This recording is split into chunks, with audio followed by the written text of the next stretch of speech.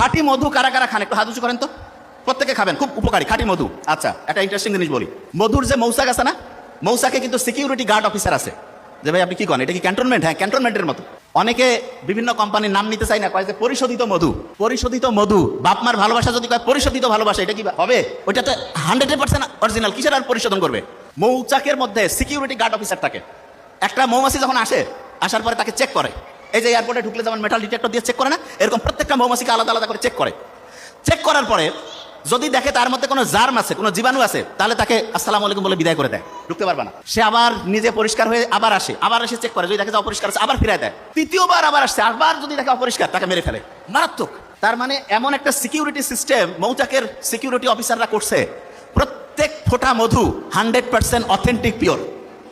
এবং আল্লাহ যে মধুর কথা বলছে, মধুর যে টেম্পারেচার নিয়ন্ত্রণের জন্য একটা স্পেশাল সিস্টেম আল্লাহ দিয়ে রাখছেন। আমাদের শরীরের জন্য 35-40 ডিগ্রি তাপমাত্রা খুব ভালো, 35-40 খুব ভালো। ঠিক তেমনি করে মধুটা তৈরি হইতে গেলে মৌচাকের মধ্যে 35 থেকে 40 ডিগ্রির টেম্পারেচার লাগে।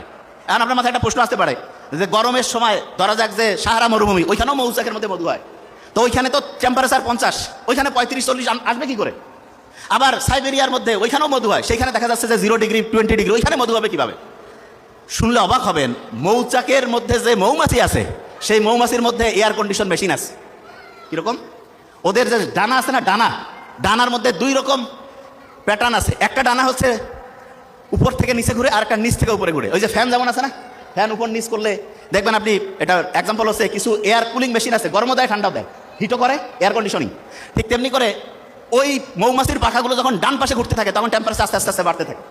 মৌমাছির পাখাগুলো যখন বাম পাশে উল্টা দিকে ঘুরতেছে, ফ্যানের উল্টা দিকে, তখন দেখা যাচ্ছে আস্তে আস্তে তাপমাত্রা আবার কমতেছে।